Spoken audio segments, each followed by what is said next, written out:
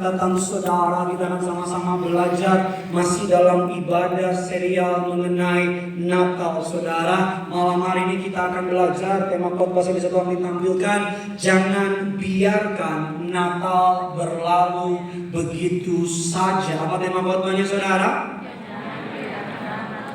Bilang kiri kanan saudara, Natal tahun ini pasti spesial buat kita. Dan buat saya boleh kasih dong tepuk tangan buat Tuhan kita saudara. Saya lakukan beberapa riset kecil-kecilan tadi malam. Natal adalah bulan yang paling banyak dalam sejarah manusia mengenai perputaran uang saudara. Di bulan Desember ini baik bidang servis, baik bidang makanan, bidang advertising, you name it, apapun itu, begitu banyak perputaran uang di bulan Natal ini saudara. Bahkan Natal adalah salah satu public holiday yang bukan hanya dirayakan di tanggal 25, tapi sebulan penuh dari mulai awal Desember sampai dengan nanti akhir Desember sudah dirayakan. Bahkan beberapa di kota-kota kantong Kristen saudara, kalau sudah pergi ke Manado, udah dari Oktober mereka Natalan saudara. Ya kan, bahkan beberapa cerita sekarang di Manado saudara, babi-babi udah mulai ketakutan.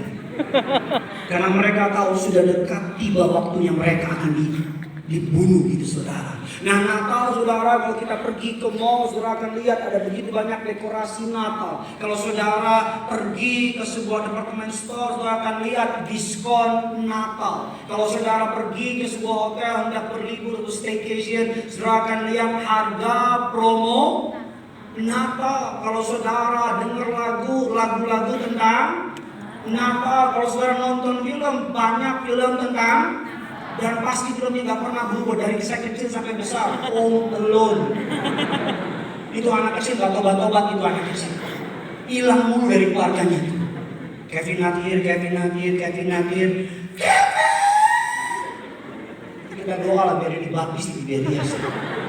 Ya mas saudara, tapi yang menarik ada banyak orang di tengah-tengah dekorasi Natal yang begitu indah, di tengah-tengah kita kirim-kiriman hampers, kita kirim-kiriman kartu ucapan, atau bahkan mungkin kita kirim coklat dan sebagainya. Tapi di tengah-tengah Natal yang begitu majestic itu, di tengah-tengah Natal yang begitu indah itu, justru ada banyak anak-anak Tuhan yang kehilangan momen Natal itu sendiri. That's why tema khotbahnya pada malam hari ini, jangan biarkan Natal berlalu begitu saja. Setidaknya ada 3 kebenaran firman Tuhan mengapa banyak orang melewatkan Natal begitu saja. Tiberias Tales Arbini, saudara siap diberkati?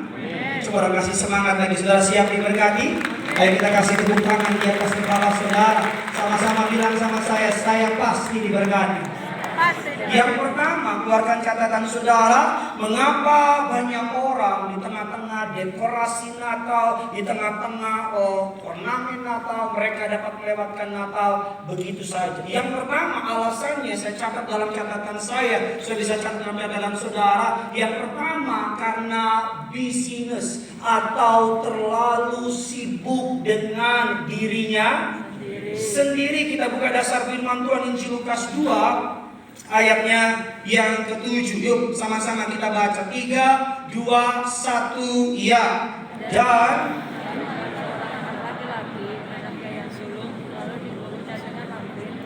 Dan dibarikannya di dalam, karena tidak ada tempat di rumah.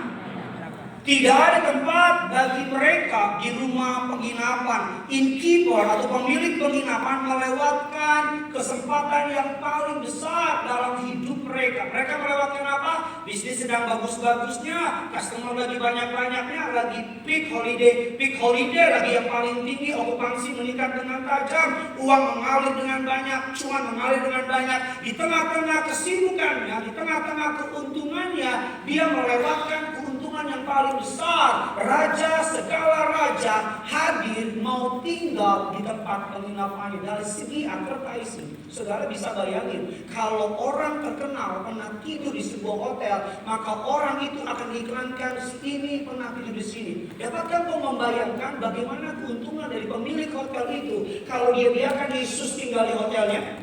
Dia akan bikin ikan gede-gedean di Bethlehem. Raja segala raja pernah tidur di hotel ini. Ya kan saudara?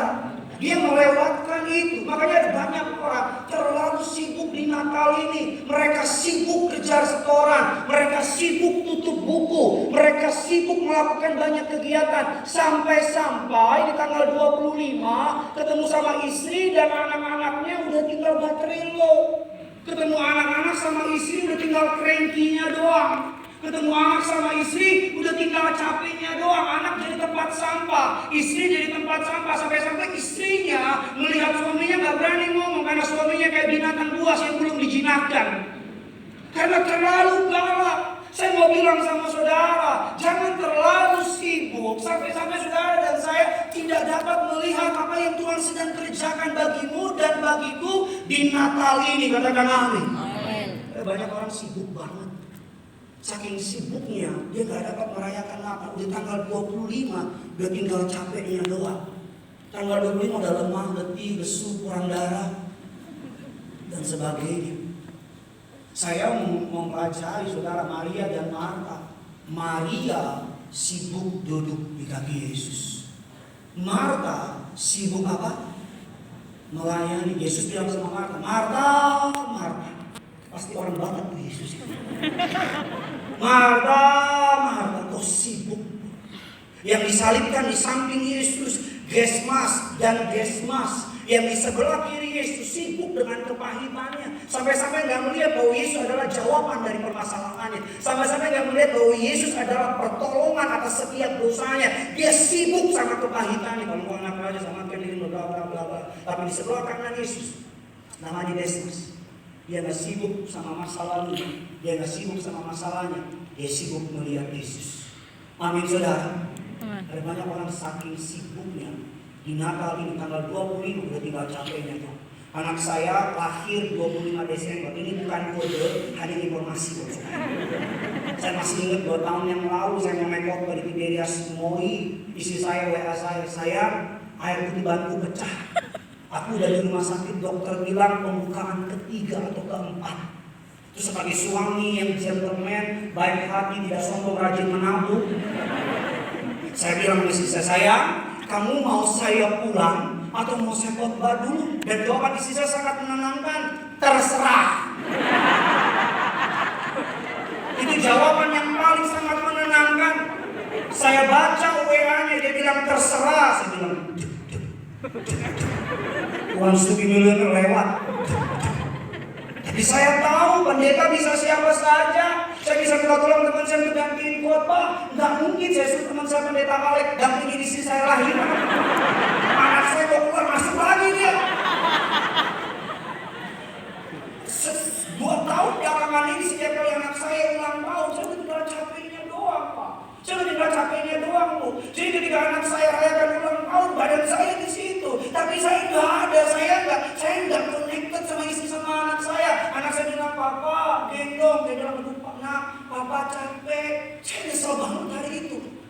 Ada seorang anak muda bekerja di sebuah pertanian, dia potong padinya dengan guntingnya, dia potong. Papanya lihat dia, papanya bilang, nak, kerja boleh, tapi jangan lupa asap pisaumu, asap guntingmu. Anaknya bilang, I have no time Pak, saya sibuk, saya nggak punya waktu, saya kejar deadline. Dia potong terus, itu yang namanya padinya. Dan dia ada the story. Beda kerja work hard dengan work smart. Kita semua tahu ending ceritanya. Pisau gunting itu yang tidak pernah diasah, lama-kelamaan menjadi apa? Ada banyak orang keluar pagi dari rumahnya, semua masih tidur, dia udah keluar, pulang sampai semua udah tidur lagi, tapi tetap hasilnya semak duri. Ada orang jungkir balik, kaki di kepala, kepala di kaki, banting tulang, tetap aja susahnya minta ampun. Di Natal ini, let's ayo. Ada 7 hari Allah bekerja. Di hari ke-6 dia berhenti. Di hari ke-7 dia beristirahat. Ayo hari Minggu. Udahlah hari Minggu buat Tuhan aja. Katakan amin.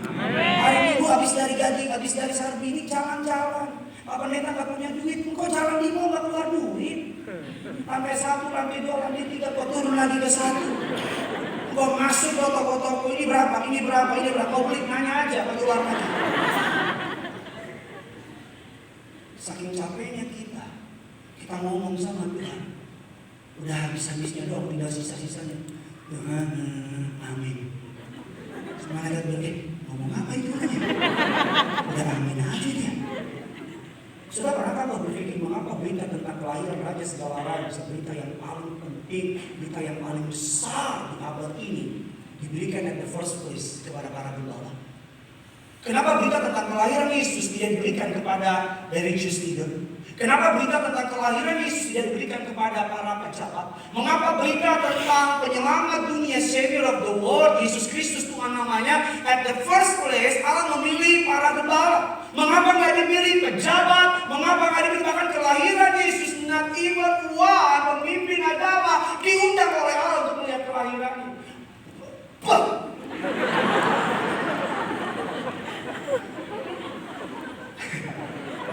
Lalu sisi ke-9.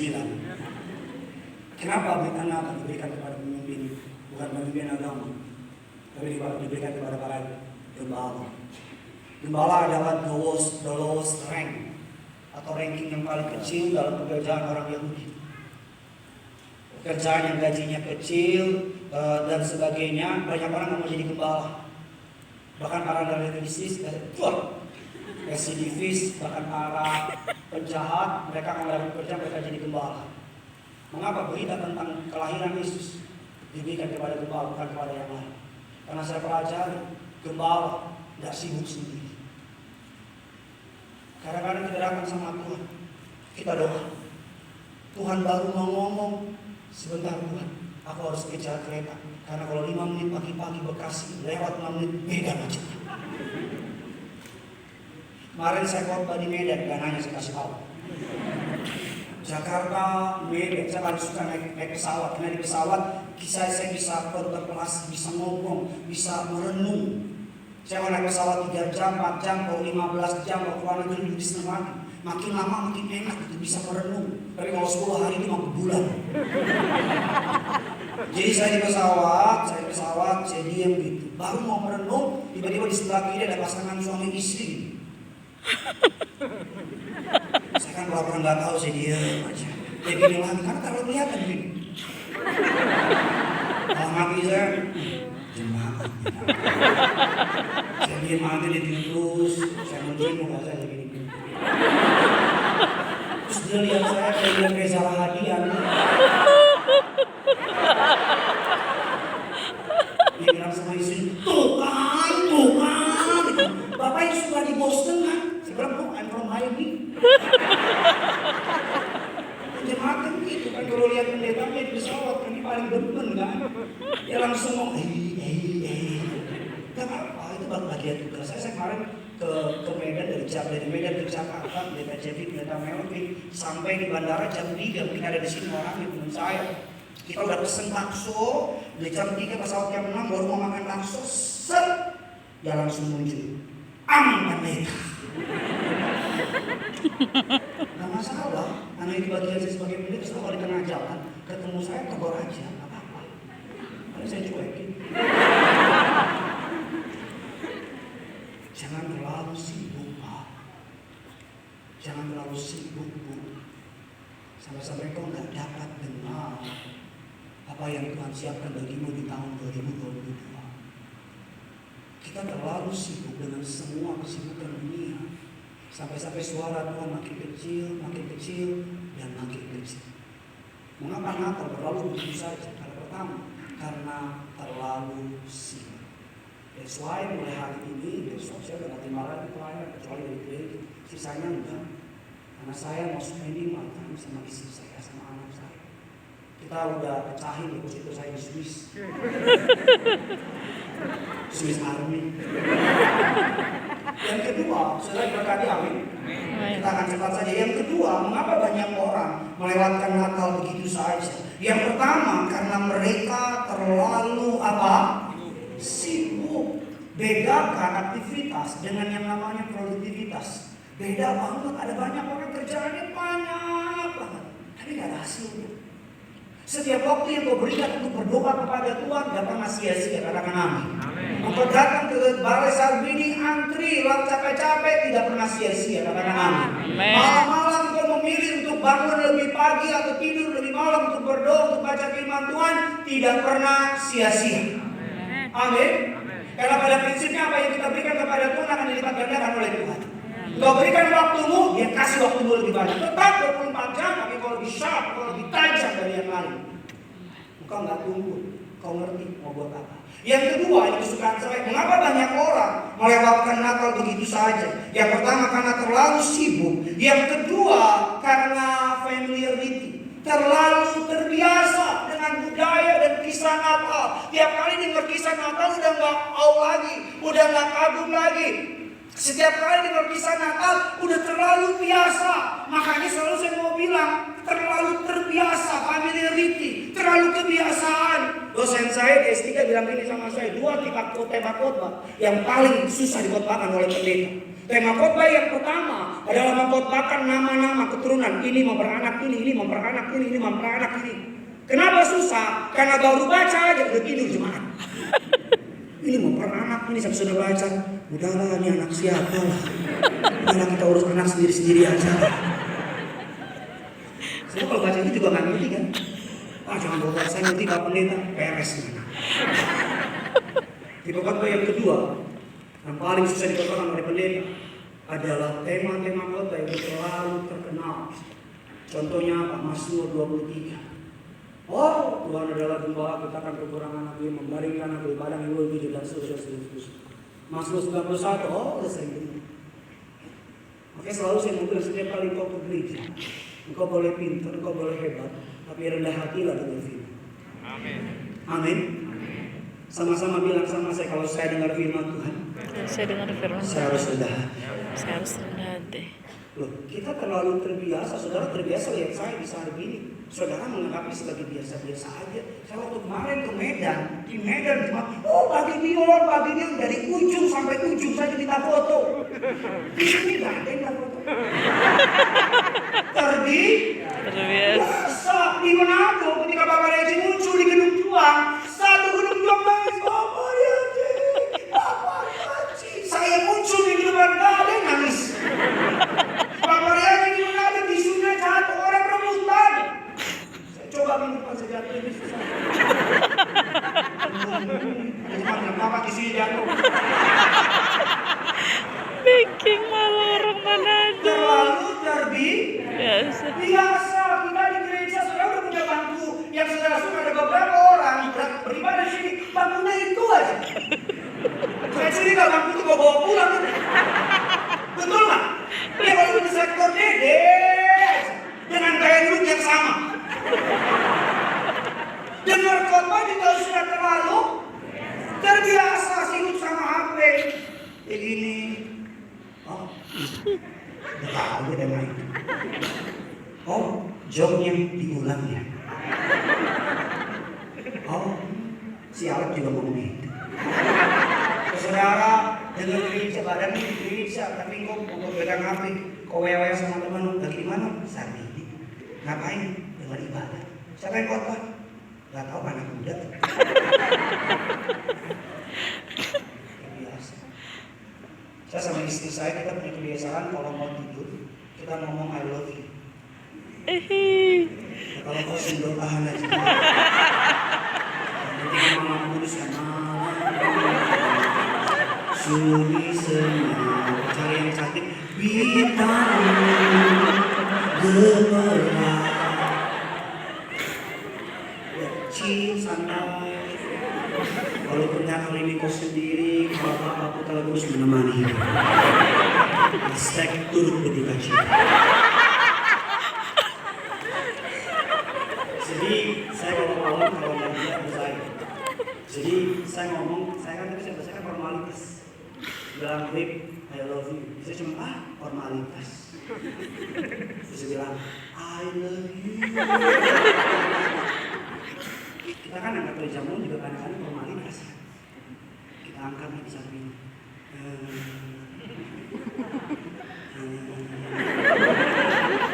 Mama pegel nih kalau kalian tahu saya lihat dirimu. Kalau dirimu kerja begini. Dan lewat tukang sayur. firman juga kalau kita udah tahu ayat yang sering kita baca, kita lewatin ya. Karena kita udah familiar. Hati-hati. Saya kemarin khotbah di Cibubur, Boston Square. Saya ibadah jam 3, saya dari rumah jam 2 pulang. Itu Cibubur ya, nanti sudah tahu ya. Kalau Sabtu Minggu itu tanah tertutup. Macet ini. Minta ampun. Banget minta ampun. Sampai 3:30 saya masih stuck. Ini saya lewat jalur lain, stuck nggak gerak. Dia lihat saya lihat dia. Dia bilang, "Bang, maaf bang, nggak gerak." Saya bilang, "Pergi dan jangan berbuat dosa lagi." Saya ambil HP saya, dengar baik, ada benar di sini. Sambil HP saya pesan aplikasi itu, Gojek. Dia datang, sudah bayangin, saya naik Gojek, bawa Alkitab, bawa minyak, bawa teh, pakai stolan di Gojek. Itu tukang Gojeknya lihat, "Mas, rame banget, mau kemana?" Berarti banyak ngomong begini. Di perjalanan ngebut, tukang Gojeknya ngebut, apalagi ketika dia kasih helmnya, "Pak, pakai helm." Terus saya deketin, "Astaga." Sudah tahu dong, ada berapa ribu kepala di sini. Ketika saya tahu di kepala saya tutup, saya nggak salah, tutup saya sampai Boston. Saya tutup itu bunga-bunga di mana-mana. Saya buka juga serba salah, jadi ngebut. Saya bingung pegang Alkitab, pegang sekolah, pegang minyak, nguing. Saya bukan mikirin jemaat Boston, nyawa saya nyala. Nguing.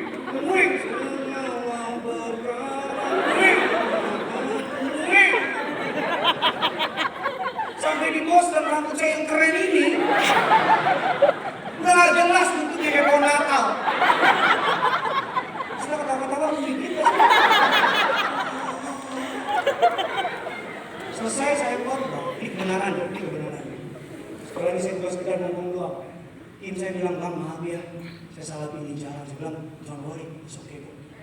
Dibesar. Di Gojek saya ingat kasih mula-mula. Saya dulu waktu jadi evangelis di Bogor, di Bintaro, di Cibubur, selalu naik Gojek. Kena macet. Saya jadi ingat kasih mula-mula saya. Waktu saya khotbah di CP, masih evangelis, keluar dari CP, pimpin perjamuan di Citraland, saudara. Tahu kan CP saya dekat kan? Dekat banget kan? Tapi karena ada demo, saya harus naik Gojek dan mendung. Saya bilang, "Tuhan tolong aku tidak pernah lupa." Ketika amin, bukannya pergi malah Saya masuk CP, saudara, cepluk. Itu basah sedalam-dalamnya. Ketika saya khotbah di bawah AC itu kan dingin kan begini. Air mataku diurapi, menggigil.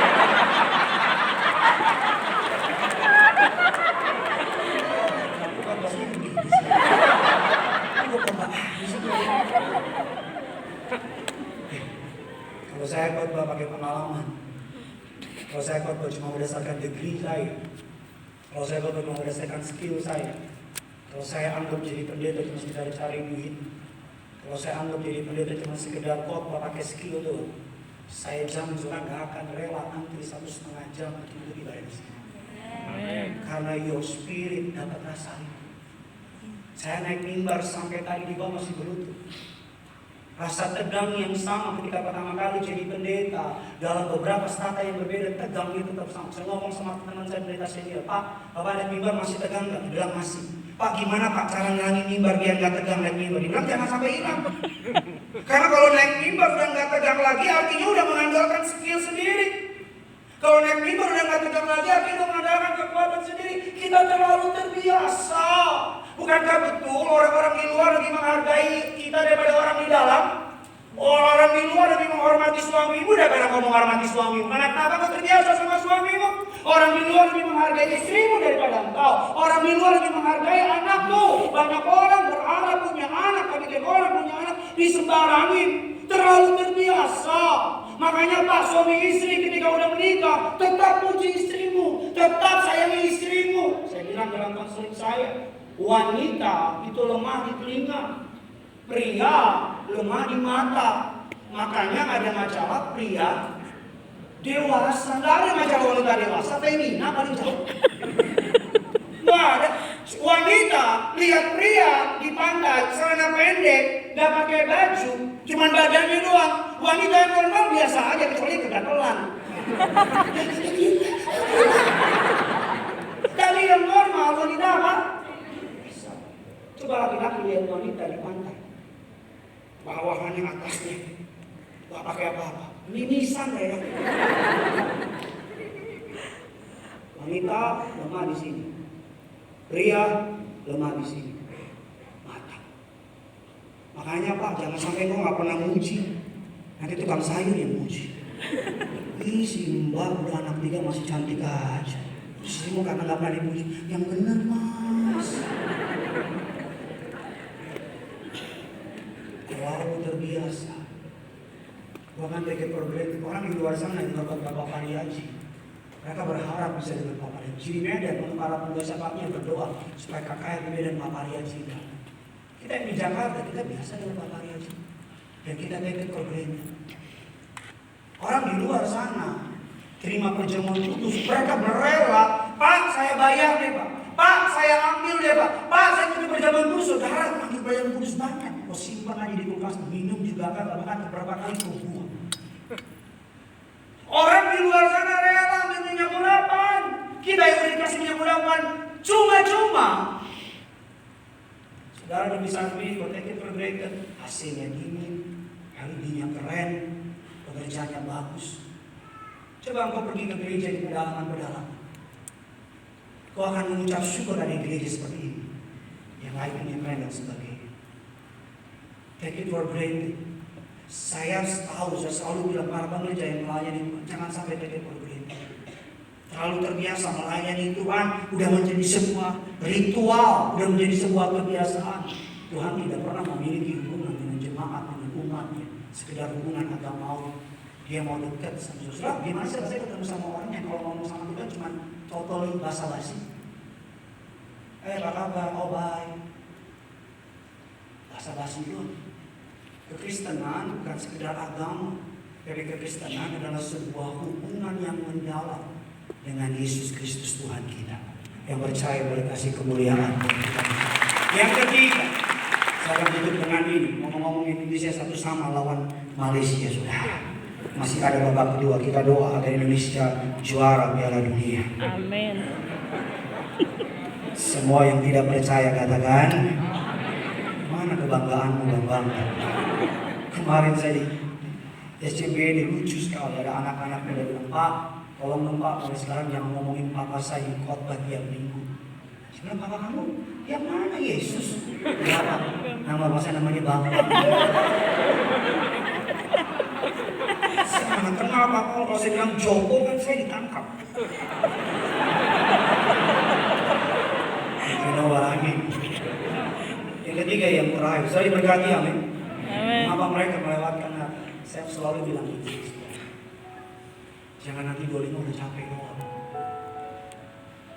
Jangan nanti 25 udah tinggal lelah gitu. Istri anakmu atau keluargamu cuma dapat sampah gitu.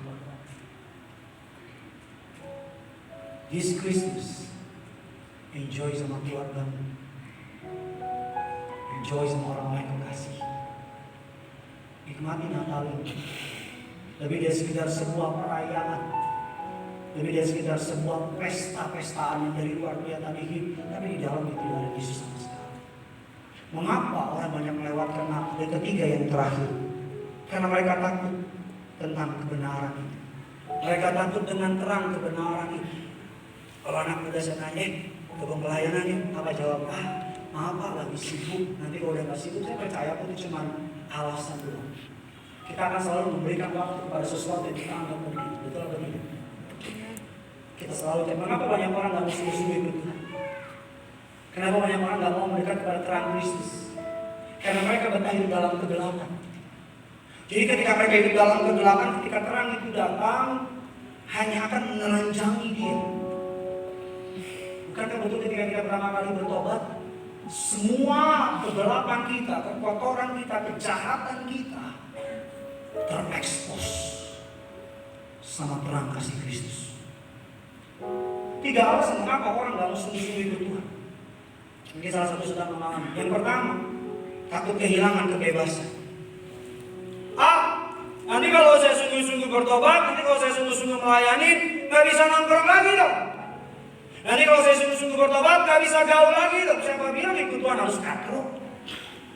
Sampai hari saya sama teman-teman para pendeta, kita tetap nongkrong di mall. Kita tetap jalan-jalan, kita tetap dengar live musik, kita tetap nonton Spider-Man, kita nonton juga. Tapi walaupun gaul, kita tahu gitu, kita diciptakan bukan untuk berbuat dosa. Amin. Kenapa banyak orang yang sungguh-sungguh ikut Tuhan? Takut gak bebas lagi.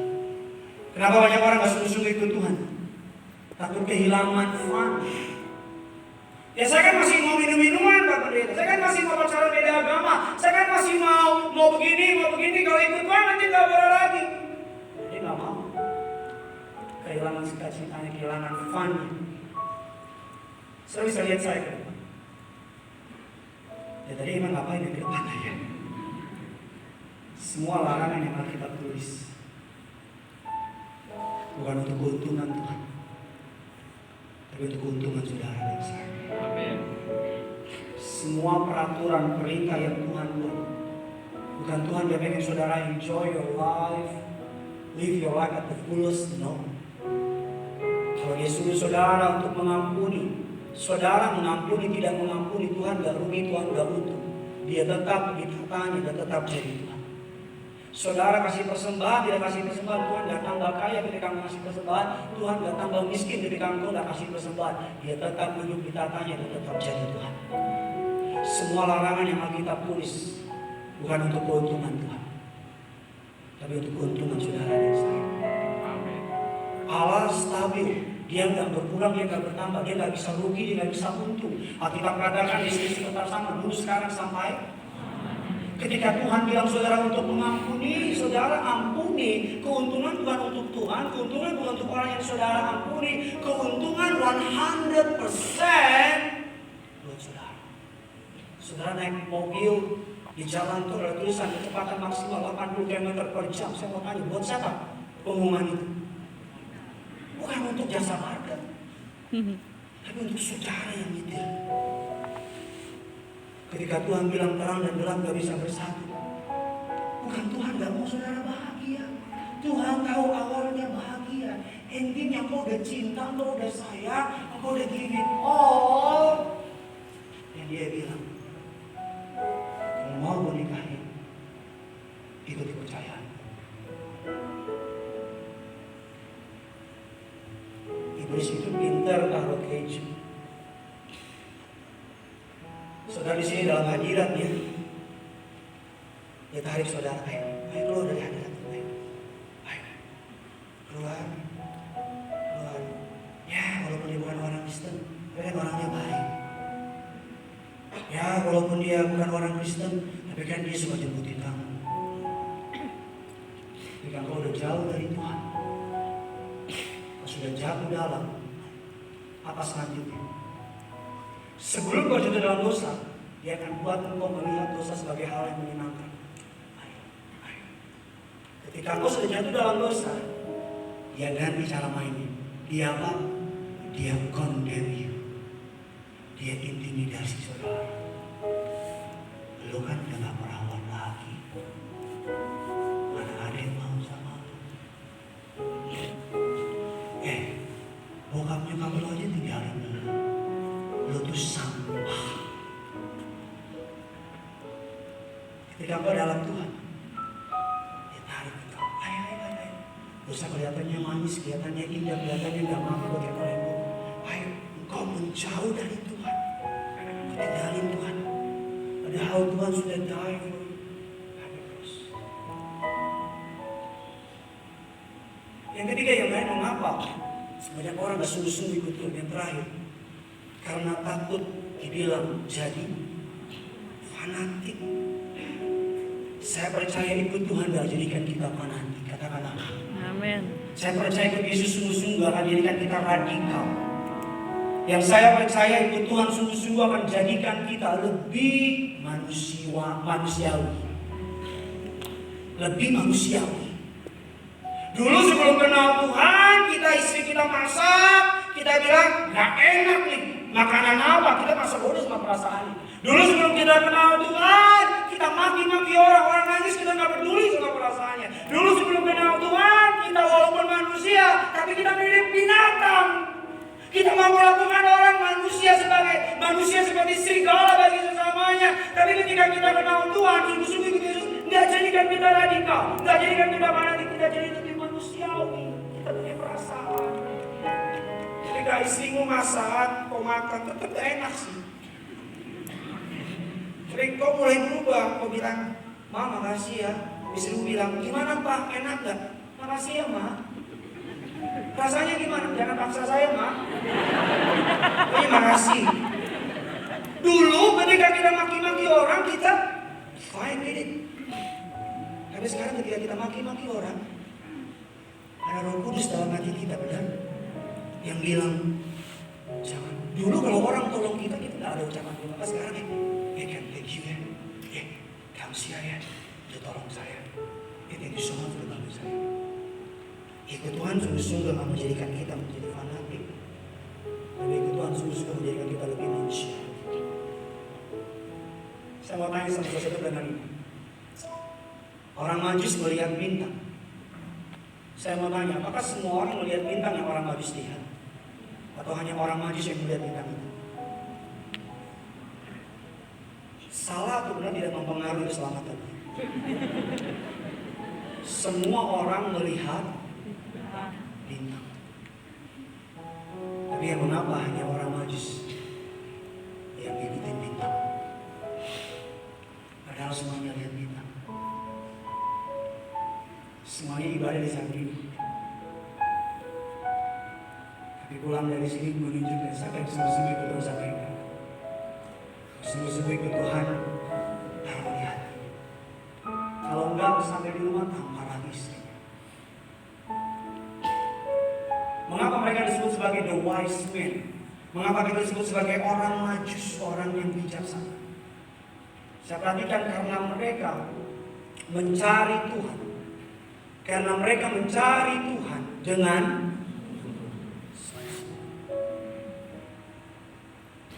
bintang itu dilihat semua orang. Semuanya lihat. Tapi hanya orang Majus yang bilang ada sesuatu di bintang itu. Dan mereka find out, mereka cari tahu ada apa di bintang itu. Dan mereka menemukan baby Jesus. Pesanan yang terakhir. Malaikat berkata kepada Yusuf, jangan takut. Malaikat berkata kepada sepupunya Maria Elizabeth, jangan takut. Malaikat berkata kepada para gembala, jangan takut. Malaikat berkata kepada Maria itu sendiri apa? Jangan takut. Ada jemaat hanya saya Pak Pendeta, Omikron udah masuk ke Indonesia. Nanti Juni ada varian baru namanya Omega. Saya nggak tahu benar apa enggak. Gimana nih Pak Pendeta? Ada banyak orang takut tahun 2022. Karena kita tahun lalu kita berharap 2021 berbeda dengan tahun 2000. Ternyata lebih buruk dari tahun 2021. Ada banyak orang berpikir 2021 hanya 2020 part 2. Saya nggak takut sama varian Omega bukan karena saya kuat buat saya. Karena saya tahu Tuhan saya Alpha dan Omega. Kalau dia dulu tolong saya, tahun depan dia pasti tolong saya. Amin. Kalau dulu dia bela saya, tahun depan dia pasti tolong saya. Pesan Natal untuk saudara dan saya, jangan takut. Tuhan sanggup tolong saudara. Yesusmu sanggup buka jalan buat saudara. Yang punya surga, crazy love. Sama-sama kita bangkit diri kita datang sama Tuhan. Haleluya. Berapa banyak yang diberkati firman Tuhan bisa lambaikan kanan saudara. Pegang tangan istrimu, pegang tangan suamimu, pegang tangan anak-anakmu kalau kau sendiri. Taruh tangan kirimu lidah, sama-sama kita datang sama Tuhan.